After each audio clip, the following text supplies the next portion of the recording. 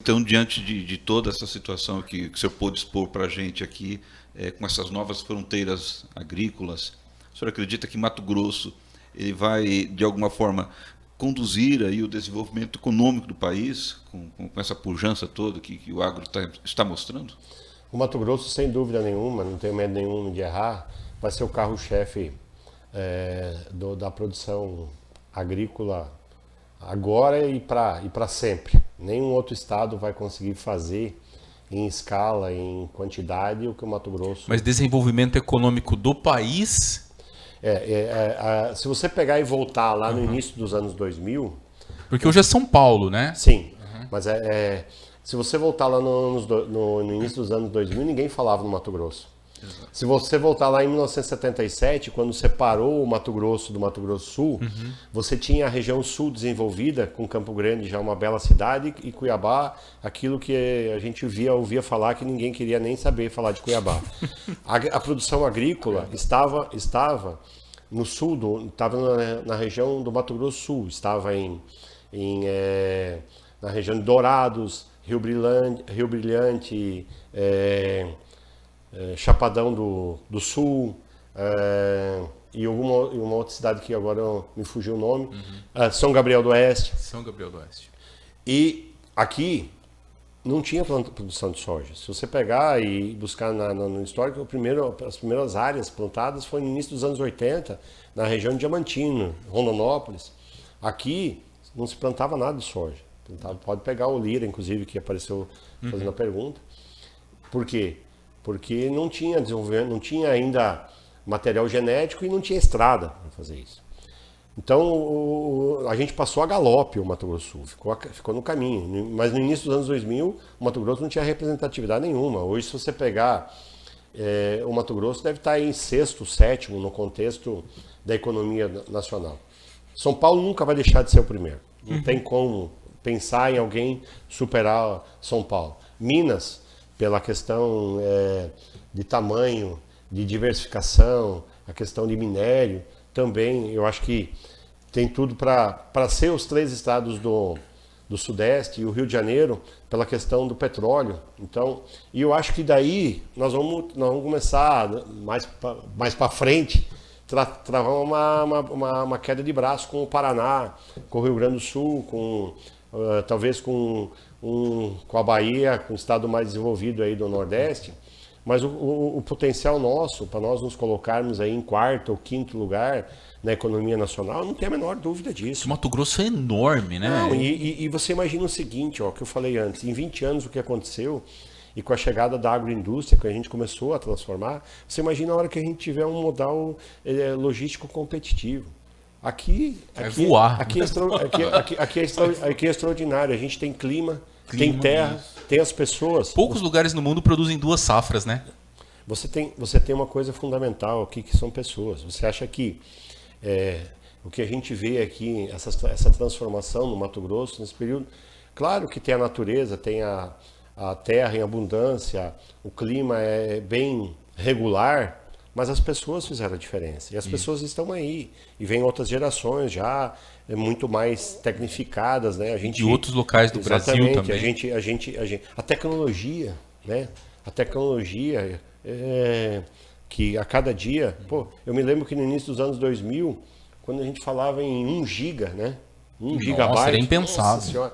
Cara, então, assim, essa transformação tecnológica e usada de uma forma benéfica dentro do contexto, ela vai ser extraordinária, sob todos os aspectos. A evolução da genética, né? Tem muita coisa ainda e com uma grande vantagem. Por isso que eu falo que nós vamos fazer em 10 anos lá em Roraima, que demorou 30 para fazer aqui, porque está tudo à mão. Lá atrás era tudo muito difícil. Aquela fronteira com a Venezuela lá, seu Jaime, não influencia a questão ali da produção? Ou dá para sair por ali também? Ela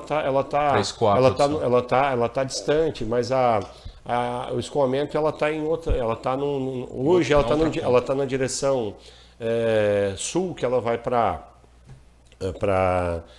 Manaus, para depois ir para Itacoatiara. Mas a gente tem tem uma coisa extraordinária lá, e por isso que as pessoas precisam ir lá conhecer, porque nós estamos a 600 quilômetros de Georgetown, que é a capital da Guiana. Guiana Inglesa. Isso. E que está no início do Caribe. 500 quilômetros? 600. Ah, tá. 600. Inclusive, agora, né, na semana passada, o presidente Jair Bolsonaro esteve no Suriname e, na sequência, ele iria para Georgetown para assinar alguns convênios lá, inclusive a estrada, que tem 450 quilômetros que falta asfaltar, do lado da Guiana, estava nesse contexto. Aí, infelizmente, também faleceu a mãe dele, ele teve que cancelar a viagem e protelar. Certo. Mas, se a gente, porque hoje a ligação de Boa Vista a Letem, que é onde está a divisa com o Brasil? Com o Brasil, já é asfaltado. Do lado de lá tem um pedaço asfaltado. Então você imagina o seguinte, não sei se vai demorar 5 anos, 8, 10, que passa muito rápido. Eu acho que a Guiana acabou de descobrir o petróleo e vai se tornar um país riquíssimo, com pouca gente, vai ser uma qualidade de vida extraordinária, vai asfaltar e nós vamos acessar o Caribe. E aí você imagina o seguinte, hoje, como é que o Caribe se abastece? A soja sai do meio oeste americano, o milho vai para o Golfo do México, lá embarca e desce para abastecer o Caribe. Imagina quando nós vamos ser competitivos e o quanto vai ter de incremento de logística no preço final do produto. Então, eu me empolgo para falar um baita panorama de Roraima, porque eu estou visualizando isso. E a própria Venezuela não vai ficar a vida inteira com o Maduro. Uma hora dessa, esse Maduro vai cair. E vai, de Maduro. Trocadilho, né? E vai ter uma retomada. Então, estrategicamente a gente está muito bem posicionado. Então, eu acho que assim, a economia do Mato Grosso vai ser muito forte, não vai ser a mais importante do Brasil, mas no contexto do agro vai. Certo. No contexto do agro não tem a menor dúvida. Eu ouço o senhor falar e me sinto bem, sabe por quê? Porque nós ouvimos tantas coisas negativas, né, do Brasil, e quando se fala desse potencial, né, de crescimento e que está na esteira daquilo que nós precisamos, que é essa preservação, Sim. E esse potencial todo, ele gera esperança, né, nas pessoas. Sim. Isso é muito bacana. E tem uma força enorme, as palavras que trazem esse tipo. Isso é muito legal mesmo. Como o Jaime falou, ele conhece isso pessoalmente, essas realidades todas. Ficou evidente aqui, né, que domina. E como eu estou há 33 anos aqui, né, tem gente que está mais, né, 40, mas a gente conseguiu acompanhar isso tudo. Você que fala mal do Brasil, cara, então, ouve isso aí. Então, assim, da mesma forma que muita gente que tem a caneta não conhece o Brasil e toma decisões errôneas que podiam ser de forma diferente, tem muita gente que tem um canhão na mídia e fala mal, sem conhecer. Só detona com o país. Isso aí vai fazer com que a gente proteja, vai demorar mais para a gente sair desse incômodo submundo, segundo mundo, né? Que as pessoas, se elas tivessem um sentimento e fossem realmente conhecer, mas elas saem comprando, porque hoje as coisas se replicam muito rápido, e aí o cara sai comprando as ideias e vai plantando isso, e aí tem muito do interesse externo, sabendo que o Brasil é o grande potencial. Imagina se o Brasil triplicar a produção, vai bater mais de frente ainda com o mundo, e o interesse no primeiro plano é financeiro e de grandeza, entendeu? Sim. Então já é um player importantíssimo, claro que né? Todo mundo sabe que o Brasil é o grande, mas todo mundo está aí para dificultar. Você tem, ao mesmo tempo que você falou da ONG, da Nature Conservancy, TNC positiva, tem, sei lá, milhares de ONGs aí para atrapalhar, financiadas por alguém que quer travar o desenvolvimento, dizer assim, não, lá os caras fazem tudo errado. E nós ouvimos aqui um pessoal falar, inclusive, estava com o Valdecir Chagas, meu amigo, na entrevista passada, que havia um lobby, se levantou uma questão aqui, né, do grupo, né, de grupos aí do pessoal que ganha dinheiro com a rodovia. E é uma cadeia produtiva imensa, e que fizeram lobby durante muito tempo para que essa BR aí, que se nós pegarmos aí de Sinop para cá, descendo, é a única via de escoamento, não tem acostamento. De novo, né? Você me desculpa aí, você internauta que ouve isso de novo nesse programa, mas é porque nós dependemos dessa BR-163 para viajar, para deslocar para outra cidade e para escoar mais de 30% da produção de grãos do país numa rodovia de mão dupla sem acostamento. Cara, tive essa experiência ontem, fomos para Nova Mutum. Né? Não é falar mal do Brasil, mas assim, né? Porque você Mas pintou um panorama grandioso para nós. Mas precisa se desenvolver, né, cara? Então, em Nova Mutum, é só essa experiência rapidinho. É um trecho que você faz em 1 hora se você for andar tranquilo.